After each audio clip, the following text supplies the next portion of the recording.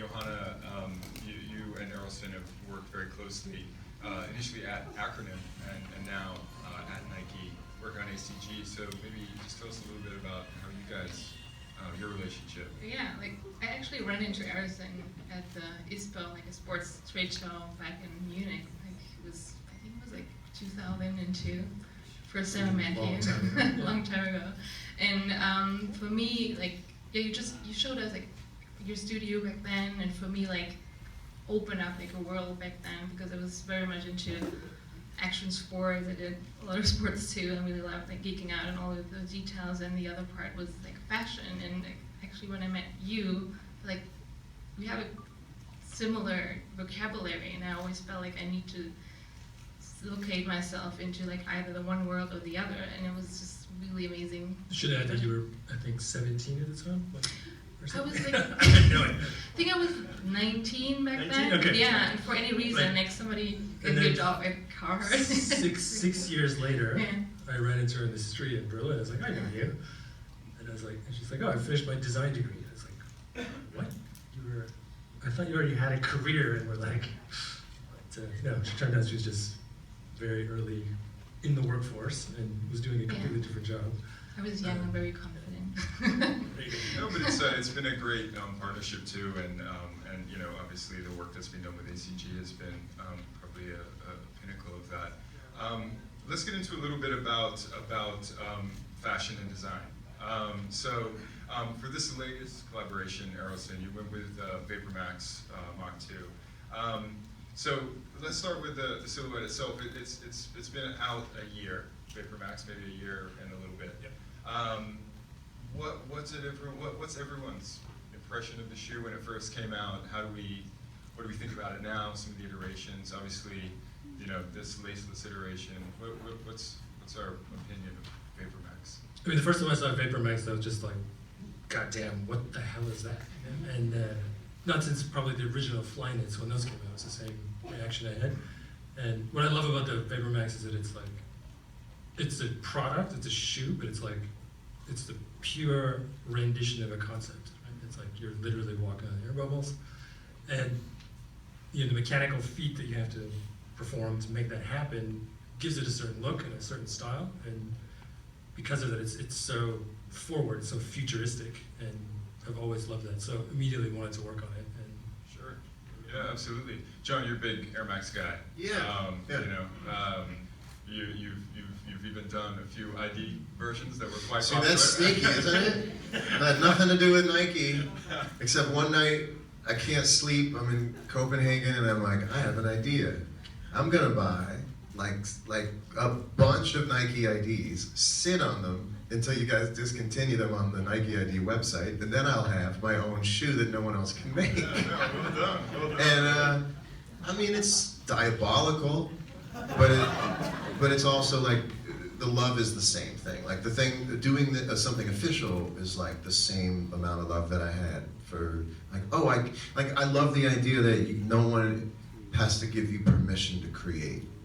That's how I feel. Like you don't have to wait for a publishing deal to write a book, and you don't have to wait for a record deal to write a song. And you don't have to wait for a Nike deal to make your own Nike.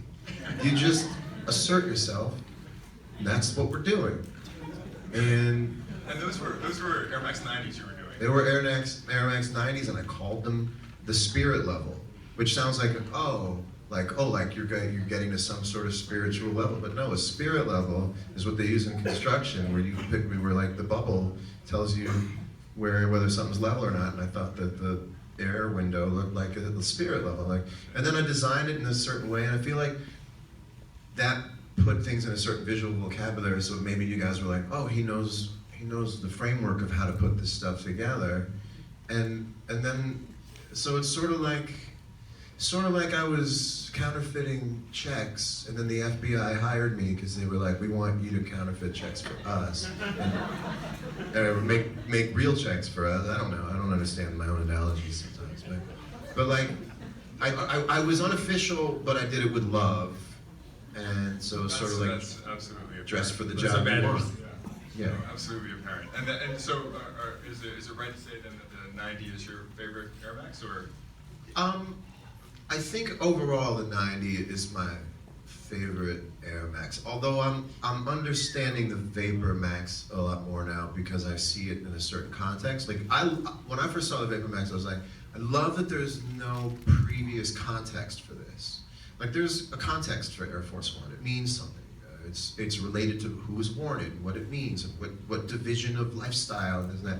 But when you look at, when I first saw the Vapormax, I was like, oh, this isn't anybody's yet. This can be applied in any way, and I think it was like the indigo dyed ones that I got from the Tokyo like indigo dye ones that I understood it. Because before then it was like the multicolored ones, and then once I got into like the stuff they were doing with the colors of the soles, I was like, okay, I get this now as a silhouette. It still is a very young sort of silhouette that doesn't really have, because it doesn't have a history, as you put it on before you leave the house, you're not saying, is this too blank? Is this too that? It doesn't, everyone kind of, it's the democracy sort of, and how you use it, how you implement a Vapormax still. Because Sure. It started as out of running innovation, and I think it's sort of taken its own, place in culture. Johanna, sort of on that a little bit, you've done a Vapormax as well. How does working with a shoe like that, sort of unlocking fresh ideas, knowing that the silhouette is what it is, the same way that sort of Errolson shoe here, just kind of knowing that the shoe is sort of designed in a specific way and feeling comfortable with that design, and sort of reimagining what could, a colorway or something like that. How does that sort of, what's the design process there? Design process is like very much about, we're like very solution oriented, like the way how we work, especially at Nike, is like really discovering like new issues. Like we set like really high bars of what we want to achieve, but there's something really much intriguing about like simplicity. So like the biggest part of like the creative process is like really putting several ideas on the table and going through like several like editing like processes there to really finesse like the idea to be like on the sharp point, like where you want to land. And for me personally, as a designer, what is like very much like the definition of innovation is like really having a peak moving forward, like setting the bar. This is where we want to go to, like targeting the future. But in order to bring people along, like adding like some like familiarities, like details, like textures, anything like to kind of bring people with you on the journey. Sure. And that's, for me, that's the magic for innovation and Sure. design, yeah. And Errolson, so on that sort of cue, tell us a little bit about the design behind this iteration, the patterning and colorways. Well, I think a lot of people were expecting us to put like zippers and buckles and magnetic parts or whatever onto it. But I mean, when we did that in the previous 3 shoes, those were to change, the behavior you had with the shoe, and make it easier to put on and take off and all that sort of stuff. But with this shoe, the way it works is so great that we didn't really feel the need to do that. And if we would have done it, then what that would have been is actually taking something technical and turning it into an ornamentation. And so we really wanted to avoid that, actually. But at the same time, being given the opportunity to do a Vapormax or any shoe with Nike, but you want to make the most of that opportunity and really go somewhere and do something that Nike's not going to do on their own or with another collaborator. So we spent a lot of time trying to figure out, well, how can we push this as far as possible, but use a completely different tool set. Sure. And what draws you to that sort of design ethos, that sort of technique? What is it that, You mean, I think in terms of just like pushing things forward, that's, the way Acronym has evolved over time, that's kind of it's our job really to do that. And people, we were talking earlier today about, being broad and shallow or narrow and deep. And there's 2 different approaches to design. And Acronym is definitely on the narrow but deep side. It's not for everybody. It's hard to get. It's difficult to make. But because of those limitations, you can explore something in a very, very extreme manner. And that's what we've become known for. It's also what we're good at. And so we just go with that. Sure.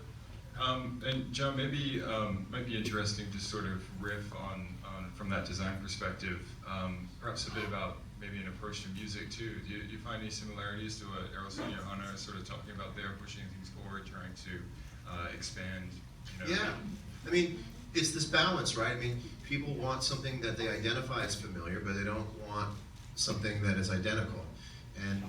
And there's this gap between what you've seen before and what you haven't seen before. And I imagine if you ask people to quantify, well, how far do you want that gap to be?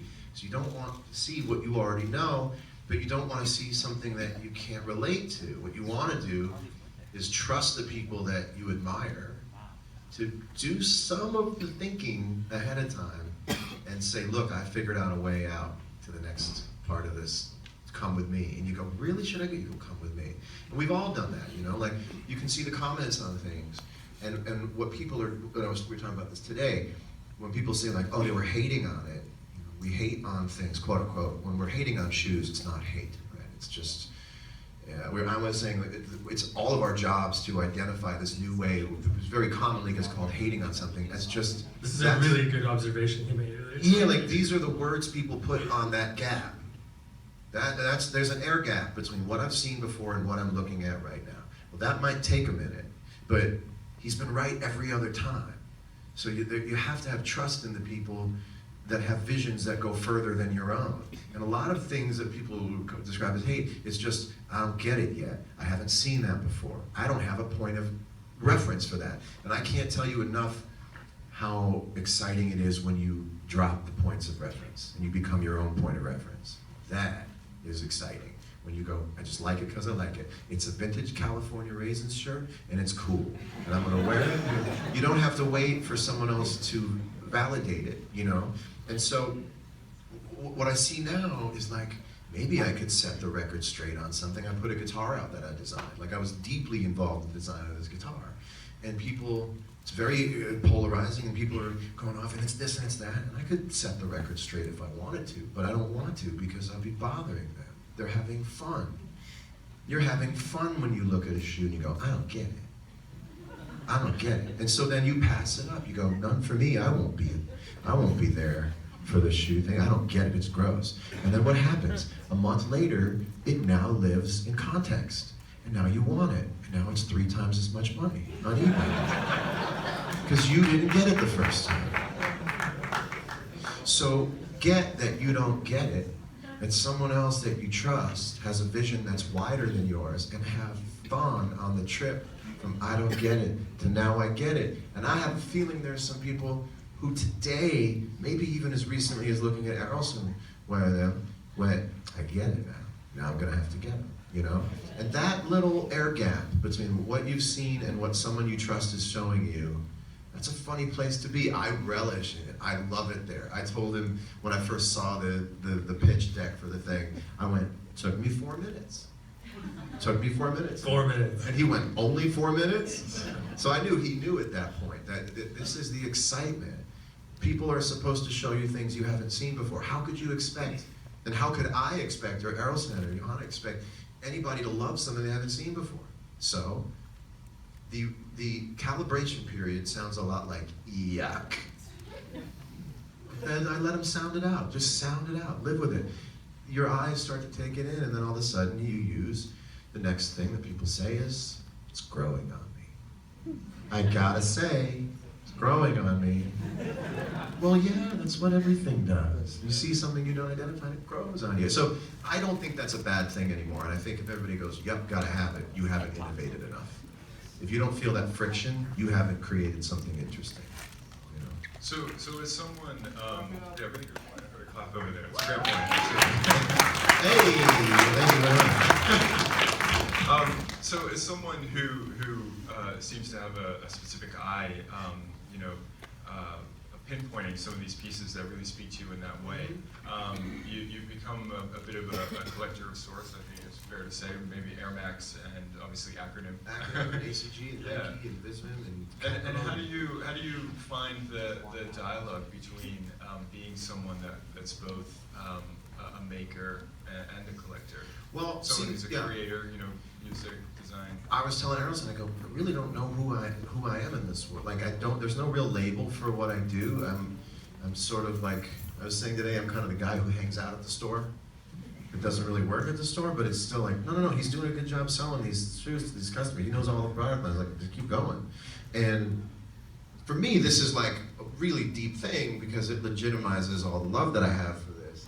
And I do care about it, and I do study up on it, and I do try to get into the mindset of it. And obviously, I'm not a designer of stuff. I'd like to be eventually, but I just think what Errolson's been doing over the last 5 years, specifically in marrying Acronym with ACG and all the sort of side projects that he's done, it's just really exciting to watch each step sort of evolve. And again, I don't make them, but I'm somewhere in the middle. I don't know, and I sort of realized in my career at this point, it's so all over the place that now that's the beauty of it.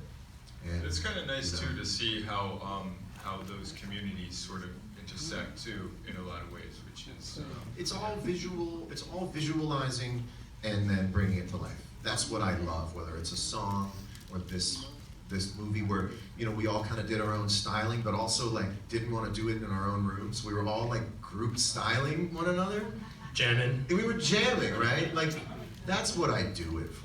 That's what I write a song for, or design a stage, production for a tour. Is like I love when I have a vision and your job is to take that vision all the way through the maze and come out of the maze with the vision intact. I just love it, and I think that Errolson is such a uniquely devoted, patient, conscious, thoughtful visualizer of things that.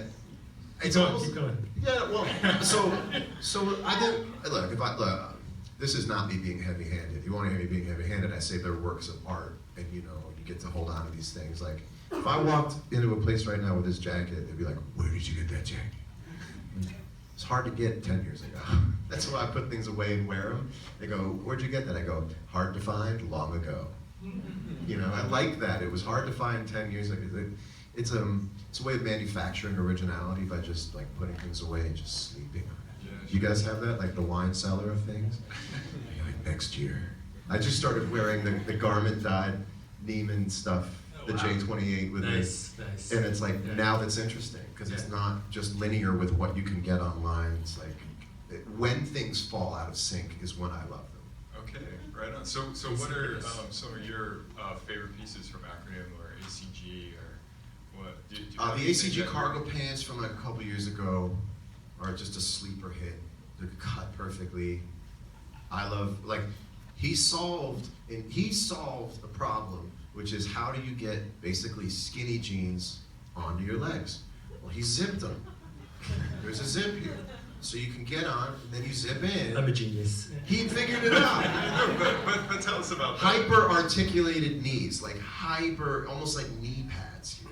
Yeah, but dive into that, Errolson. Johanna, tell us about what's a little bit about what goes into the process there. I mean, the process of making something like that is actually really boring. It's, Okay. It's just, you just make a pair of pants and you try it on, and then you're like, okay, this doesn't fit, so I'll move it a centimeter to the left.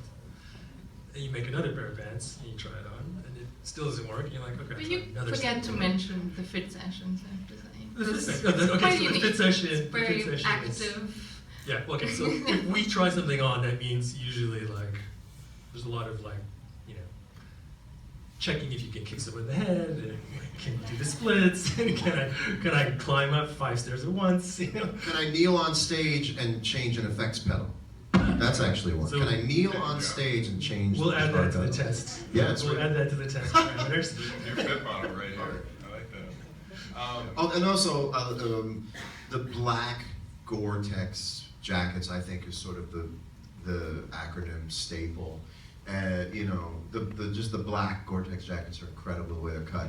And any of the ones where the pocket hangs over the zip line and snaps on the other side, so you got a center pocket, is just so Forest Moon of Endor.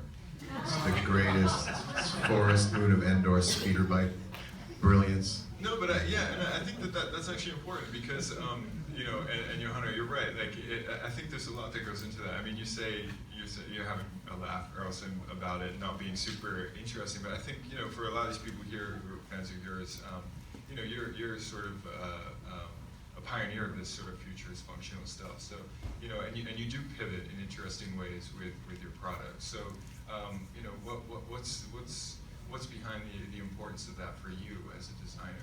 Why is it important to be so, you know, to pivot in that way, in these unexpected ways?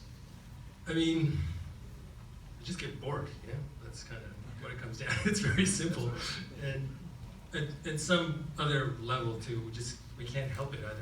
We're only good at what we do, and been doing it for a long time, and thankfully, you know, I mean, for ages, like when John first got into Acronym, not only did no one, you know, else know what it was, nobody cared. You know, the people we used to show Acronym to, the reaction was always like, "Why would you do that? It's so expensive and complicated, and I don't get it." You know, and you know, that was like 6, 7, 8 years like that. And Sure. we just did it because we wanted to, and Sure. that was it. And now, you know, we're doing to the largest extent the same thing, and the industry has sort of turned towards us and, you know, understood, I guess, after being so stubborn, that what we're actually saying did have some degree of sense to it, and now it's legitimized everything. And now, you know, now And you see the influence on other brands who make jackets. You know, when I see the triangle cut or across the shoulders, or I see like hyper articulated, you know, like, you know, sewing and joints and stuff, I go, yeah, this wouldn't exist.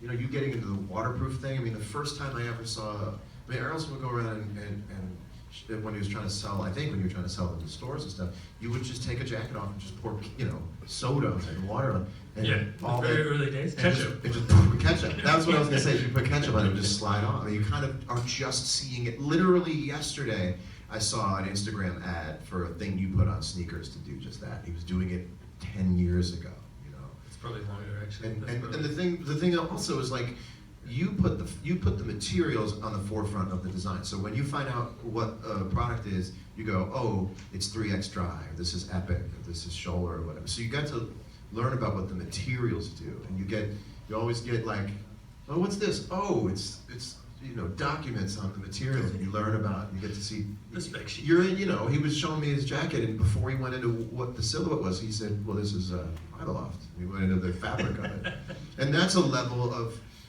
sophistication that, you know, most people just don't have. So you're on that molecule level of things, as well as into what it all looks like from afar. Sure.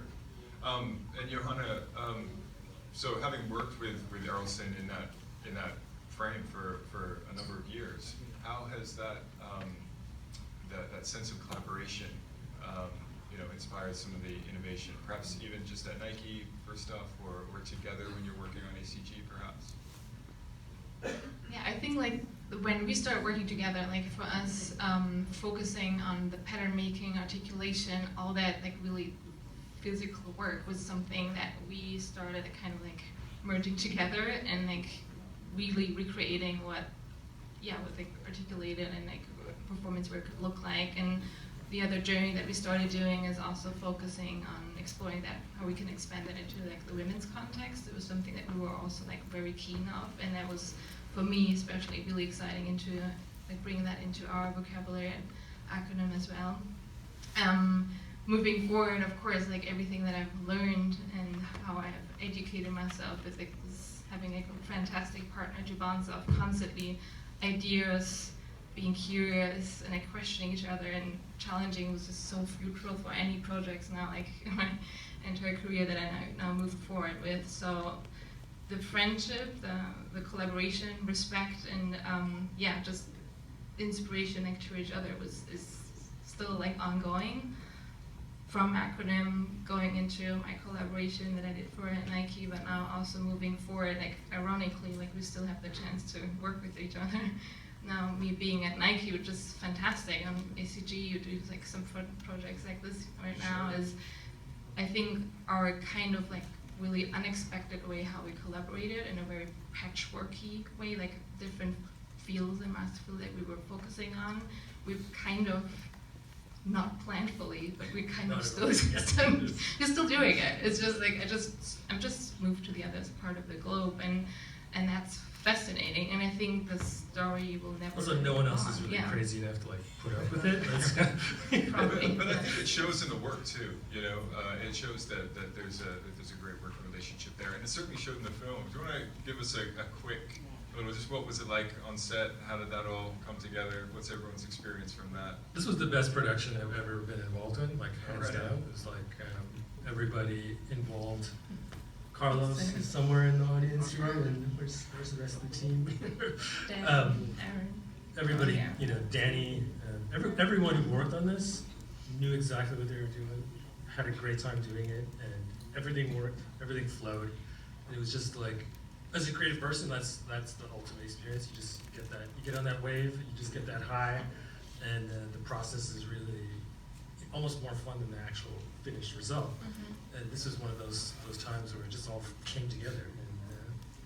Yeah, I think You can see it. yeah, I think it really shows, and I think we actually have a little bit of some behind-the-scenes stuff too, a little bit of fun that I think we're just going to show everyone as well. But I want to thank you guys so much for your time this evening. The film is amazing. The shoes actually, there's 3 of them. The shoes are amazing, Errolson. So.